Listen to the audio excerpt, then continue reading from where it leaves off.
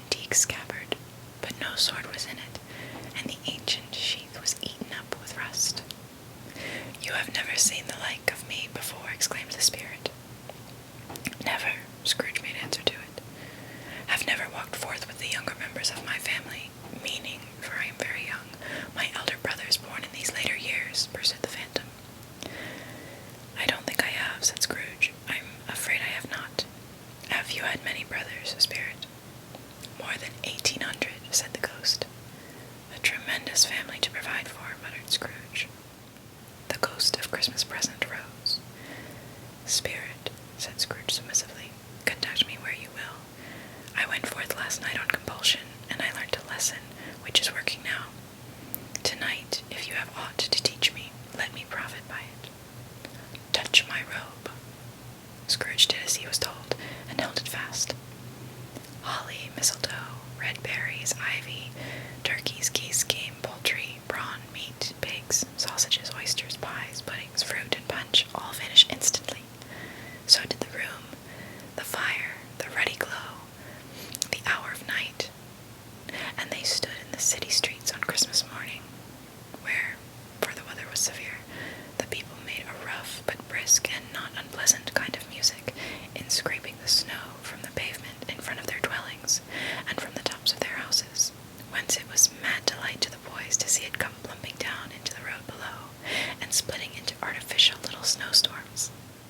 The house fronts looked black enough, and the windows blacker, contrasting with the smooth white sheet of snow upon the roofs, and with the dirtier snow upon the ground, which last deposit had been ploughed up in deep furrows by the heavy wheels of carts and wagons, furrows that crossed and recrossed each other hundreds of times, where the great streets branched off and made intricate channels, hard to trace, in the thick yellow mud and icy water.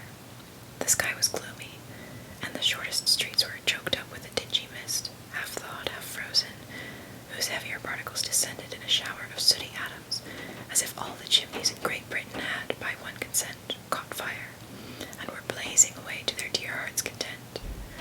There was nothing very cheerful in the climate or the town, and yet was there an air of cheerfulness abroad that the clearest summer air and brightest summer sun might have endeavored to diffuse in vain. For the people who were shoveling away on the housetops were jovial and full of glee, calling out to one another from the parapets, and now and then exchanging a facetious snowball, better-natured missile, far than many a wordy jest, laughing heartily if it went right, and not less heartily if it went wrong. The poulterers' shops were still half open, and the fruiterers were radiant in their glory. There were great, round, pot-bellied baskets of chestnuts, shaped like the waistcoats of jolly old gentlemen, lolling at the doors and tumbling out into the streets in their apoplectic opulence. There were ruddy, brown-faced, broad-girthed Spanish onions, shining in the fatness of their growth like Spanish friars, and winking from their shelves in wanton slyness at the girls as they went by, and glanced demurely at the hung-up mistletoe. There were pears and apples, clustered high in blooming pyramids. There were bunches of grapes, made in the shopkeeper's benevolence to dangle from conspicuous hooks, that people's mouths might water gratis as they passed. There were piles of filberts, mossy and brown, recalling in their fragrance ancient walks among the woods, and pleasant shufflings ankle-deep through withered leaves. There were Norfolk biffins, squab and swarthy, setting off the yellow of the oranges and lemons, and, in the great compactness of their juicy persons, urgently entreating and beseeching to be carried home in paper bags and eaten after dinner. The very gold and silver fish, set forth among these choice fruits in a bowl, though members of a dull and stagnant-blooded race, appeared to know that there was something going on, and to a fish went gasping round and round their little world in slow and passionless excitement. The grocers, nearly closed, and perhaps 2 shutters down, or 1, but through those gaps such glimpses. It was not alone that the scales descending on the counter made a merry sound, or that the twine and roller parted company so briskly, or that the canisters were rattled up and down like juggling tricks, or even that the blended scents of tea and coffee were so grateful to the nose, or even that the raisins were so plentiful and rare, the almonds so extremely white, the sticks of cinnamon so long and straight, the other spices so delicious, the candied fruits so caked and spotted with molten sugar, as to make the coldest lookers-on feel faint and subsequently bilious. Nor was it that the figs were moist and pulpy, or that the French plums blushed in modest tartness from their highly decorated boxes, or that everything was good to eat and in its Christmas dress, but the customers were all so hurried and so eager in the hopeful promise of the day that they tumbled up against each other at the door, clashing their wicker baskets wildly, and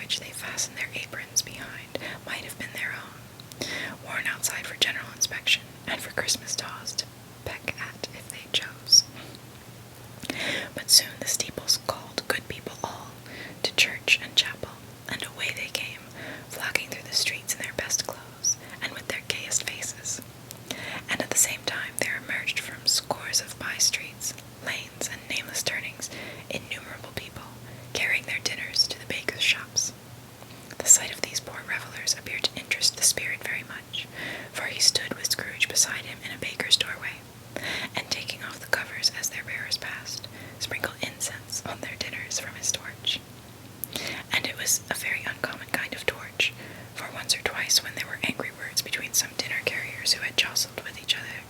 He shed a few drops of water on them from it, and their good humor was restored directly, for they said it was a shame to quarrel upon Christmas Day, and so it was. God love it, so it was.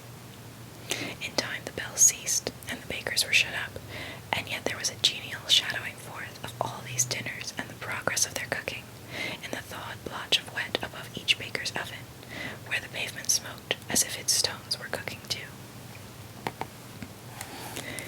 "Is there a peculiar flavor in which you sprinkle from your torch?" asked Scrooge. "There is, my own." "Would it apply to any kind of dinner on this day?" asked Scrooge. "To any kindly given. To a poor one most." "Why to a poor one most?" asked Scrooge. "Because it needs it most." "Spirit," said Scrooge, after a moment's thought, "I wonder you, of all the beings in the many worlds about us, should desire to cramp these people's opportunities of innocent enjoyment." "Aye," cried the Spirit. "You would deprive them of their means of dining every 7th day, often the only day on which they can be said to dine at all," said Scrooge, "wouldn't you?" "Aye," cried the Spirit. "You seek to close these places on the 7th day," said Scrooge, "and it comes to the same thing." "I seek!" exclaimed the Spirit. "Forgive me if I am wrong. It has been done in your name, or at least in that of your family," said Scrooge. "There are some upon this earth of yours," returned the Spirit, "who lay claim to know us, and who do their deeds of passion, pride, ill will, hatred, envy, bigotry, and selfishness in our name, who are as strange to us and all our kith and kin as if they had never lived. Remember that, and charge their doings on themselves, not us." Scrooge promised that he would, and they went on, invisible, as they had been before, into the suburbs of the town. It was a remarkable quality of the ghost, which Scrooge had observed at the baker's, that, notwithstanding his gigantic size, he could accommodate himself to any place with ease, and that he stood beneath a low roof quite as gracefully and like a supernatural creature as it was possible he could have done in any lofty hall. And perhaps it was the pleasure the good Spirit had in showing off this power of his, or else it was his own kind, generous, hearty nature, and his sympathy with all poor men, that led him straight to Scrooge's clerk's. For there he went, and took Scrooge with him, holding to his robe, and on the threshold of the door the Spirit smiled, and stopped to bless Bob Cratchit's dwelling with the sprinklings of his torch. Think of that! Bob had but 15 bob a week himself. He pocketed on Saturdays but 15 copies of his Christian name, and yet the ghost of Christmas present blessed his 4-roomed house. Then up rose Mrs. Cratchit, Cratchit's wife, dressed out but poorly in a twice-turned gown, but brave in ribbons, which are cheap and make a goodly show for 6pence, and she laid the cloth, assisted by Belinda Cratchit, second of her daughters, also brave in ribbons, while Master Peter Cratchit plunged a fork into the saucepan of potatoes, and getting the corners of his monstrous shirt collar, Bob's private property conferred upon his son and heir in honor of the day, into his mouth, rejoiced to find himself so gallantly attired, and yearned to show his linen in the fashionable parks. And now 2 smaller Cratchits, boy and girl, came tearing in, screaming that outside the baker's they had smelt the goose, and known it for their own. And basking in luxurious thoughts of sage and onion, these young Cratchits danced about the table, and exalted Master Peter Cratchit to the skies, while he, not proud, although his collars nearly choked him, blew the fire, until the slow potatoes bubbling up knocked loudly at the saucepan lid to be let out and peeled. "What has ever got your precious father, then?" said Mrs. Cratchit. "And your brother, Tiny Tim, and Martha weren't as late last Christmas Day by half an hour." "Here's Martha, mother," said a girl, appearing as she spoke. "Here's Martha, mother," cried the 2 young Cratchits. "Hurrah! There's such a goose, Martha." "Why, bless your heart alive, my dear, how late you are," said Mrs. Cratchit, kissing her a dozen times, and taking off her shawl and bonnet for her with officious zeal. "We'd a deal of work to finish up last night," replied the girl, "and had to clear away this morning, mother." "Well, never mind, so long as you are come," said Mrs. Cratchit, Sit ye down before the fire, my dear, and have a warm, Lord bless ye. No, no, there's father coming, cried the two young Cratchits, who were everywhere at once. Hide, Martha, hide. So Martha hid herself, and in came little Bob, the father, with at least 3 feet of comforter exclusive of the fringe, hanging down before him, and his threadbare clothes darned up and brushed to look seasonable, and Tiny Tim upon his shoulder. Alas for Tiny Tim, he bore a little crutch, and had his limbs supported by an iron frame. Why, where's our Martha? Cried Bob Cratchit, looking around. Not coming, said Mrs. Cratchit. Not coming, said Bob, with a sudden declension in his high spirits, for he had been Tim's blood horse all the way from church, and had come home rampant. Not coming upon Christmas Day. Martha didn't like to see him disappointed, if it were only in joke, so she came out prematurely from behind the closet door, and ran into his arms, while the two young Cratchits hustled Tiny Tim, and bore him off into the wash-house, that he might hear the pudding singing in the copper. And how did little Tim behave? Asked Mrs. Cratchit, when she had rallied Bob on his credulity, and Bob had hugged his daughter to his heart's content. As good as gold, said Bob, and better. Somehow he gets thoughtful sitting by himself so much, and thinks the strangest things you ever heard. He told me, coming home, that he hoped the people saw him in the church, because he was a cripple, and it might be pleasant to them to remember upon Christmas Day, who made lame beggars walk and blind men see. Bob's voice was tremulous when he told them this, and trembled more when he said that Tiny Tim was growing strong and hearty. His active little crutch was heard upon the floor, and back came Tiny Tim before another word was spoken, escorted by his brother and sister to his stool beside the fire, and while Bob, turning up his cuffs, as if, poor fellow, they were capable of being made more shabby, compounded some hot mixture in a jug with gin and lemons, and stirred it round, and put it on the hob to simmer. Master Peter and the two ubiquitous young Cratchits went to fetch the goose, with which they soon returned in high procession.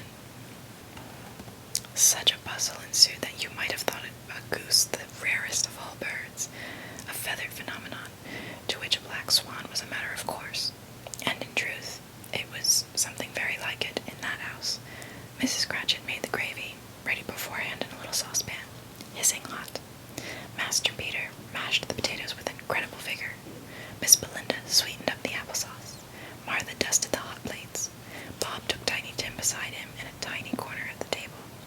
The two young Cratchits set chairs for everybody, not forgetting themselves, and mounting guard upon their posts, crammed spoons into their mouths, lest they should shriek for goose before their turn came to be helped. At last the dishes were set on, and grace was said. It was succeeded by a breathless pause, as Mrs. Cratchit, looking slowly all along the carving knife, prepared to plunge it in the breast. But when she did, and when the long-expected gush of stuffing issued forth, one murmur of delight arose all round the board, and even Tiny Tim, excited by the two young Cratchits, beat on the table with the handle of his knife, and feebly cried, "Hurrah!" There never was such a goose. Bob said he didn't believe there ever was such a goose cooked. Its tenderness and flavor, size and cheapness were the themes of universal admiration, eked out by the applesauce and mashed potatoes. It was a sufficient dinner for the whole family. Indeed, as Mrs. Cratchit said with great delight, surveying one small atom of a bone upon the dish, they hadn't ate it all at last.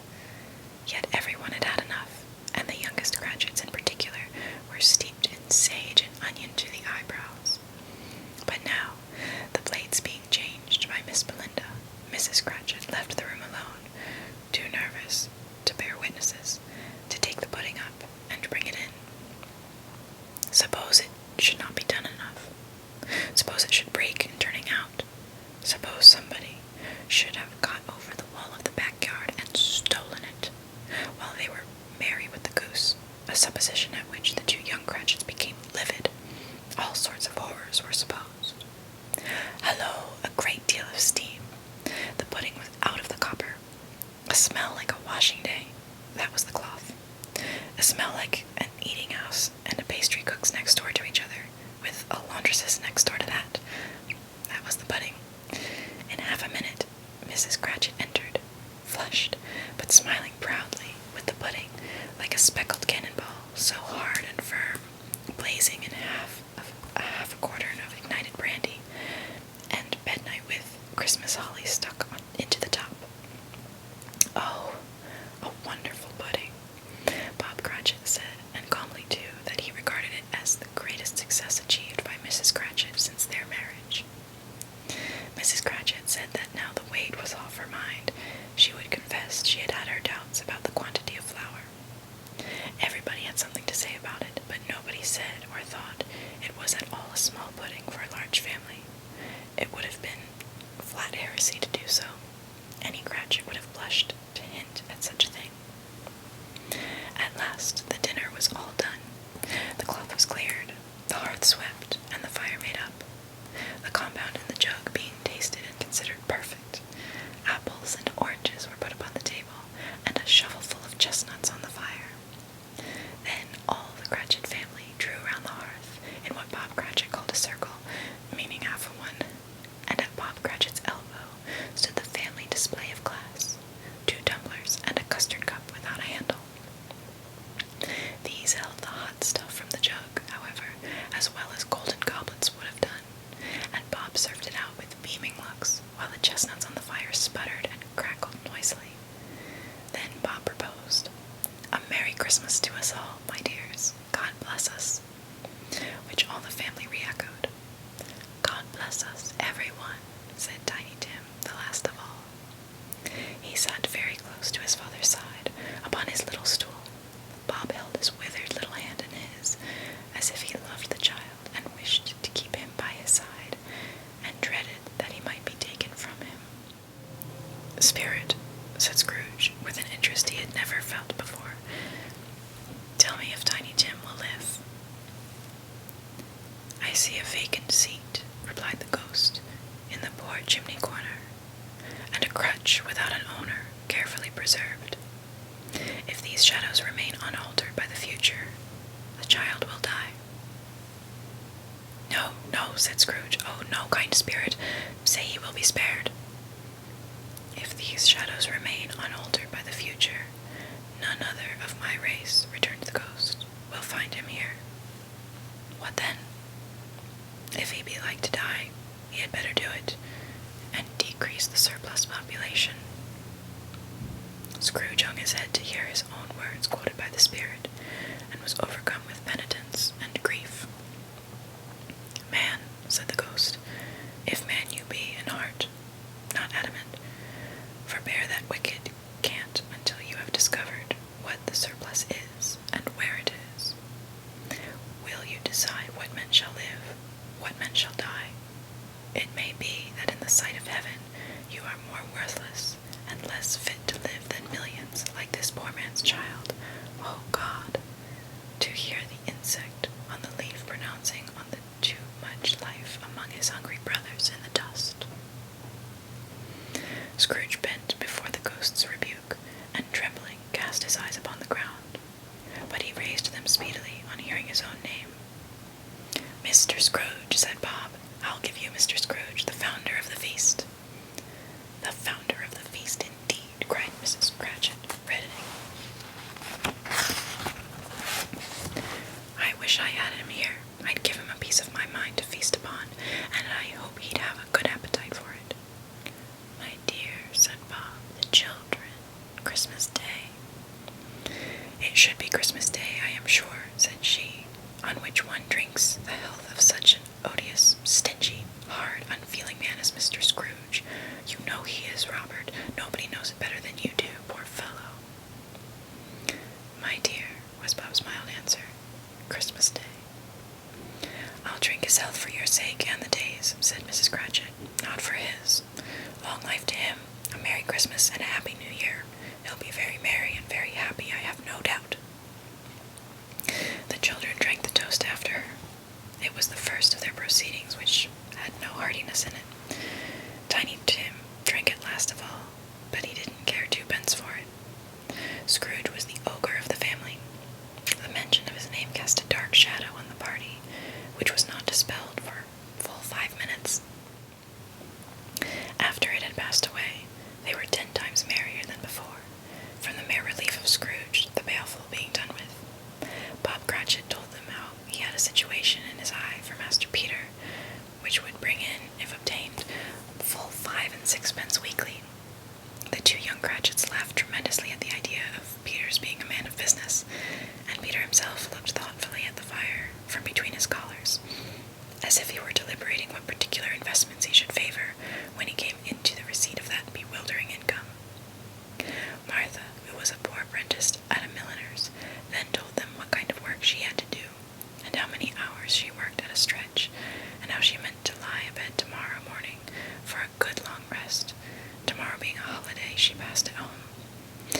Also how she had seen a countess and a lord some days before, and how the lord was much about as tall as Peter, at which Peter pulled up his collar so high that you couldn't have seen his head if you had been there.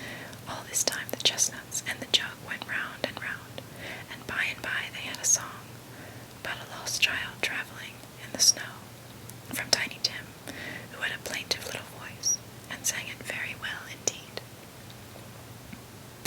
There was nothing of high mark in this. They were not a handsome family. They were not well dressed. Their shoes were far from being waterproof. Their clothes were scanty, and Peter might have known, and very likely did, the inside of a pawnbroker's.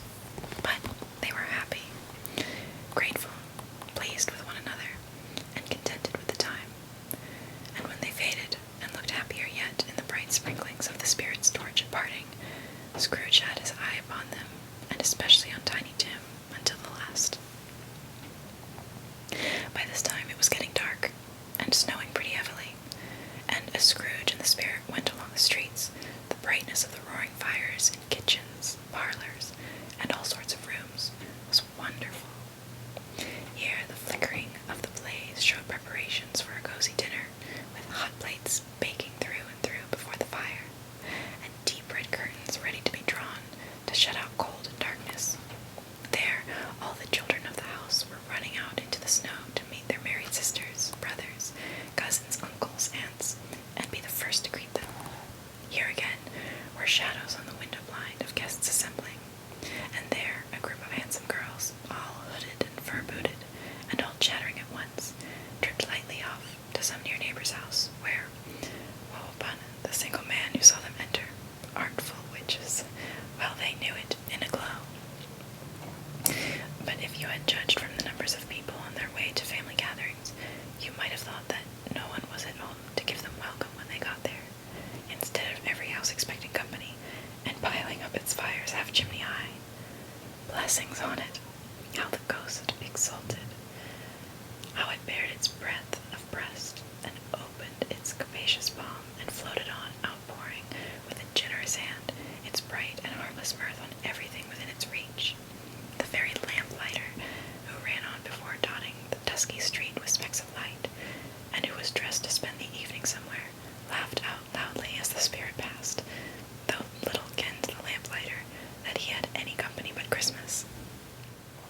And now, without a word of warning from the ghost, they stood upon a bleak and desert moor, where monstrous masses of rude stone were cast about, as though it were the burial place of giants, and water spread itself wheresoever it listed, or would have done so, but for the frost that held it prisoner, and nothing grew but moss and furze, and coarse, rank grass.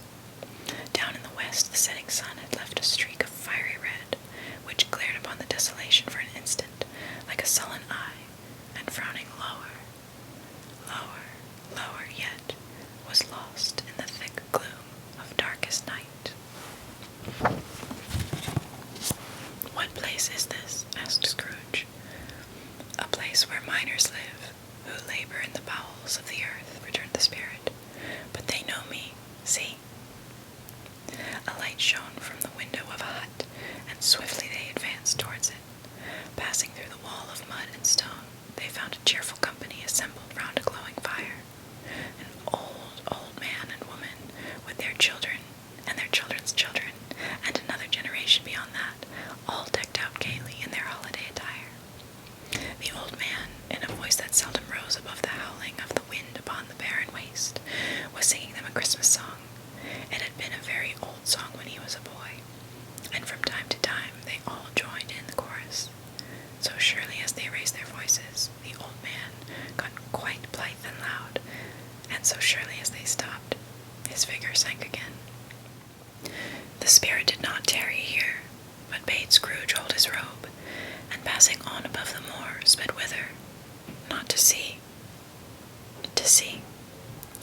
To Scrooge's horror, looking back, he saw the last of the land, a frightful range of rocks behind them, and his ears were deafened by the thundering of water as it rolled and roared and raged among the dreadful caverns it had worn, and fiercely tried to undermine the earth. Bill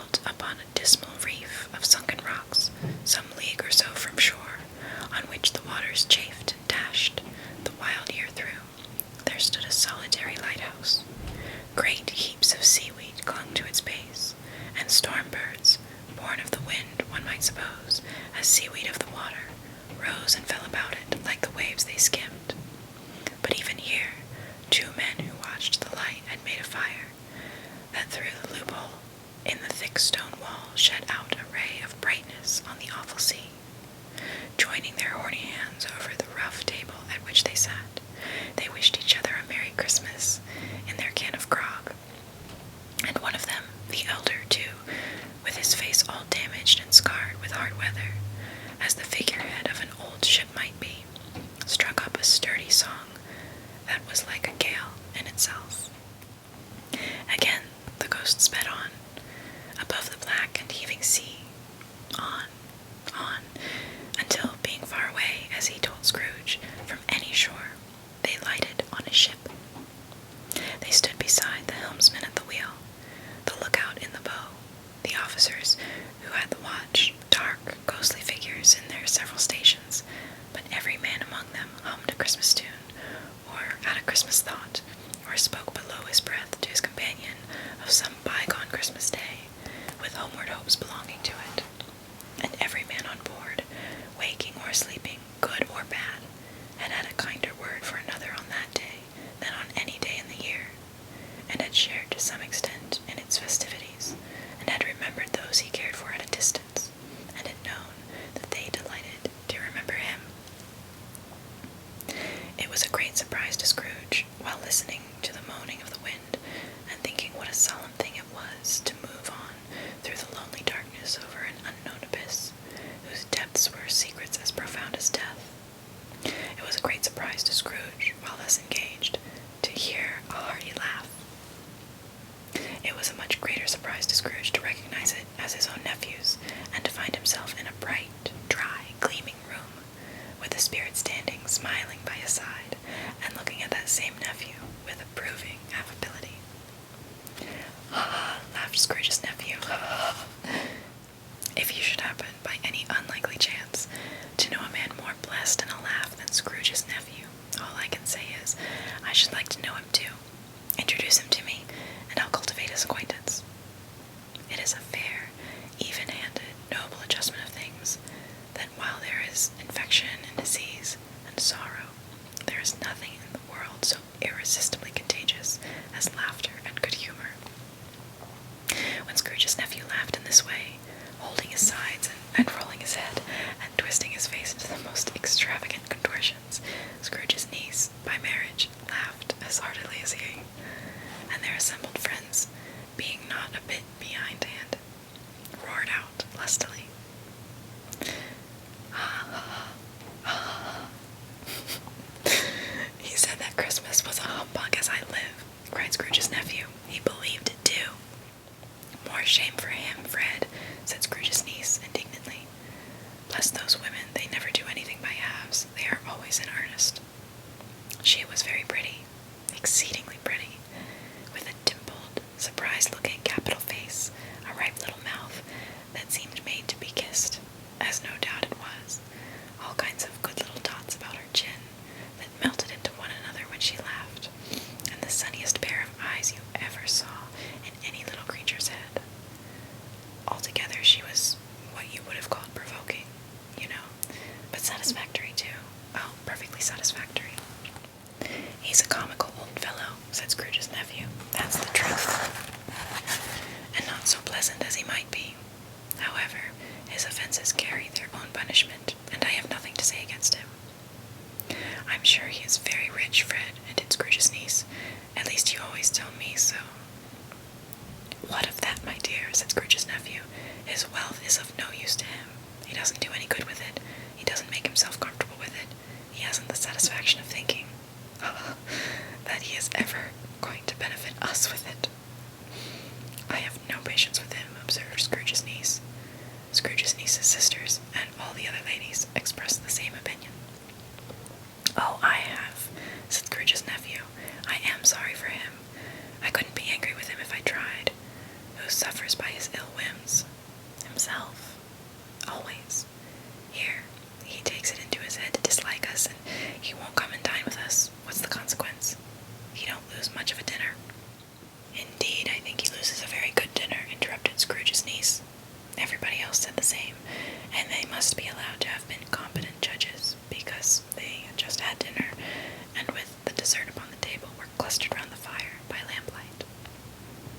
"Well, I am very glad to hear it," said Scrooge's nephew.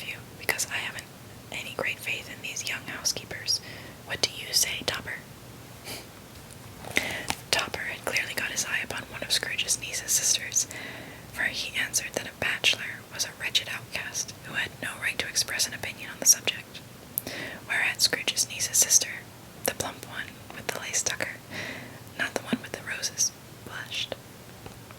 "Do go on, Fred," said Scrooge's niece, clapping her hands. "He never finishes what he begins to say. He is such a ridiculous fellow." Scrooge's nephew revelled in another laugh, and it was impossible to keep the infection off, though the plump sister tried hard to do it with aromatic vinegar. His example was unanimously followed. "I was only going to say," said Scrooge's nephew, "that the consequence of his taking a dislike to us and not making merry with us is, as I think, that he loses some pleasant moments which could do him no harm. I'm sure he loses pleasanter companions than he can find in his own thoughts, either in his mouldy old office or his dusty chambers. I mean to give him the same chance every year, whether he likes it or not, for I pity him. He may rail at Christmas till he dies, but he can't help thinking better of it. I defy him, if he finds me going there in good temper year after year, and saying, 'Uncle Scrooge, how are you?' If it only puts him in the vein to leave his poor clerk £50, that's something, and I think I shook him yesterday." It was their turn to laugh now at the notion of his shaking Scrooge, but being thoroughly good-natured, and not much caring what they laughed at, so that they laughed at any rate, he encouraged them in their merriment, and passed the bottle joyously. After tea they had some music, for they were a musical family, and knew what they were about when they sung a glee or catch, I can assure you, especially Topper, who could growl away in the bass like a good one, and never swallow large veins in his forehead, or get red in the face over it. Scrooge's niece played well upon the harp, and played, among other tunes, a simple little air, a mere nothing, you might learn to whistle it in 2 minutes, which had been familiar to the child who fetched Scrooge from the boarding school, as he had been reminded by the ghost of Christmas past. When this strain of music sounded, all the things that ghost had shown him came upon his mind. He softened more and more, and thought that if he could have listened to it often, years ago, he might have cultivated the kindnesses of life for his own happiness with his own hands, without resorting to the sexton's spade that buried Jacob Marley. But they didn't devote the whole evening to music. After a while they played at forfeits, for it is good to be children sometimes, and never better than at Christmas, when its mighty founder was a child himself. Stop! There was first a game at Blindman's Bluff. Of course there was, and I no more believe Topper was really blind than I believe he had eyes in his boots. My opinion is that it was a done thing between him and Scrooge's nephew, and that the ghost of Christmas present knew it. The way he went after that plump sister in the lace tucker was an outrage on the credulity of human nature, knocking down the fire irons, tumbling over the chairs, bumping against the piano, smothering himself among the curtains. Wherever she went, there went he. He always knew where the plump sister was. He wouldn't catch anybody else. If you had fallen up against him, as some of them did, and stood there, he would have made a feint of endeavoring to seize you, which would have been an affront to your understanding, and would instantly have sidled off in the direction of the plump sister. She often cried out that it wasn't fair, and it really was not. But when at last he caught her, when, in spite of all her silken rustlings and her rapid flutterings past him, he got her into a corner whence there was no escape, then his conduct was the most execrable. For his pretending not to know her, his pretending that it was necessary to touch her headdress, and further to assure himself of her identity by pressing a certain ring upon her finger, and a certain chain about her neck, was vile, monstrous. No doubt she told him her opinion of it, when, another blind man being in office, they were so very confidential together behind the curtains. Scrooge's niece was not one of the Blindman's Bluff party, but was made comfortable with a large chair and a footstool in a snug corner where the ghost and Scrooge were close behind her. But she joined in the forfeits, and loved her love to admiration with all the letters of the alphabet. Likewise, at the game of How, When, and Where, she was very great, and to the secret joy of Scrooge's nephew, beat her sisters hollow, though they were sharp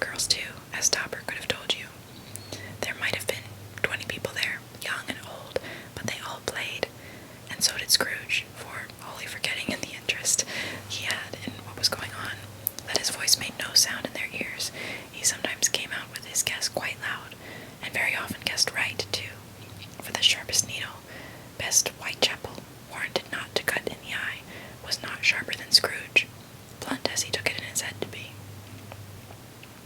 The ghost was greatly pleased to find him in this mood, and looked upon him with such favour that he begged like a boy to be allowed to stay until the guests departed.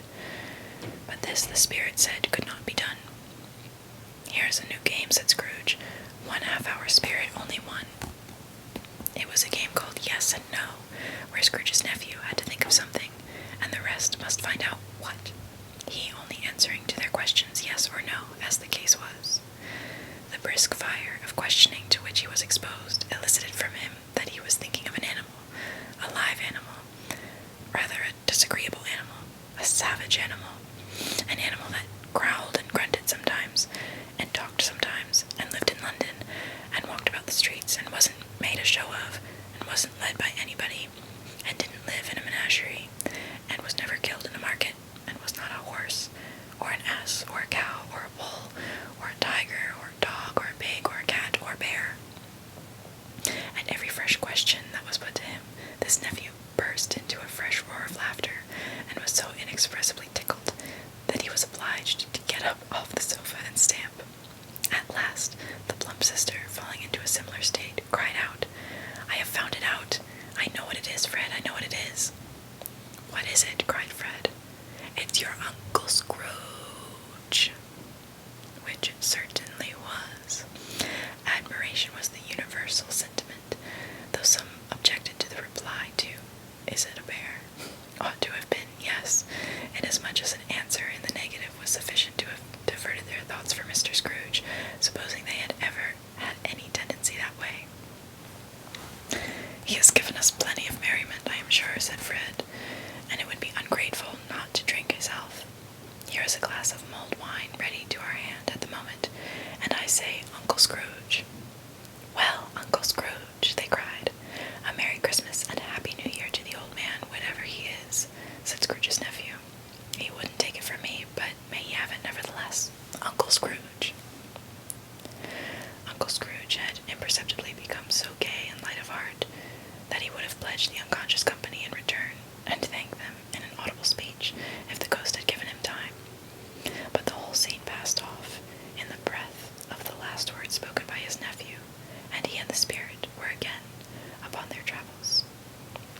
Much they saw, and far they went, and many homes they visited, but always with a happy end. The spirits stood beside sick beds, and they were cheerful, on foreign lands, and they were close at home, by struggling men, and they were patient in their greater hope, by poverty, and it was rich, in almshouse, hospital, and jail, in misery's every refuge, where vain man, in his little brief authority, had not made fast the door, and barred the spirit out. He left his blessing, and taught Scrooge his precepts. It was a long night, if it were only a night, but Scrooge had his doubts of this, because the Christmas holidays appeared to be condensed into the space of time they passed together. It was strange, too, that while Scrooge remained unaltered in his outward form, the ghost grew older, clearly older. Scrooge had observed this change, but never spoke of it until they left the children's 12th night party, when, looking at the spirit, as they stood together in an open place, he noticed that its hair was gray. "Are spirits' lives so short?" asked Scrooge. "My life upon this globe is very brief," replied the ghost. "It ends tonight." "Tonight!" cried Scrooge. "Tonight at midnight. Hark! The time is drawing near." The chimes were ringing the 11:03 at that moment. "Forgive me if I am not justified in what I ask," said Scrooge, looking intently at the spirit's robe, "but I see something strange, and not belonging to yourself, protruding from your skirts. Is it a foot or a claw?" "It might be a claw, for the flesh there is upon it," was the spirit's sorrowful reply. "Look here." From the foldings of its robe it brought 2 children, wretched, abject, frightful, hideous, miserable. They knelt down at its feet, and clung upon the outside of its garment. "Oh, man, look here, look, down here," exclaimed the ghost. They were a boy and girl, yellow, meager, ragged, scowling, wolfish, but prostrate too, in their humility, where graceful youthful youth should have filled their features out and touched them with its freshest tints. A stale and shriveled hand, like that of age, had pinched and twisted them and pulled them into shreds. Where angels might have sat enthroned, devils lurked and glared out menacing. No change, no degradation, no perversion of humanity in any grade, through all the mysteries of wonderful creation, as monsters have so horrible and dread. Scrooge started back, appalled.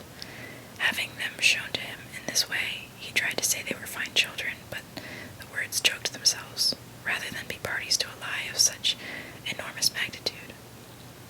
Spirit, are they yours? Scrooge could say no more. They are man's, said the spirit, looking down upon them, and they cling to me, appealing from their fathers. This boy is ignorance. This girl is want. Beware them both, and all of their degree, but most of all beware this boy, for on his brow I see that written, which is doom, unless the writing be erased. Deny it,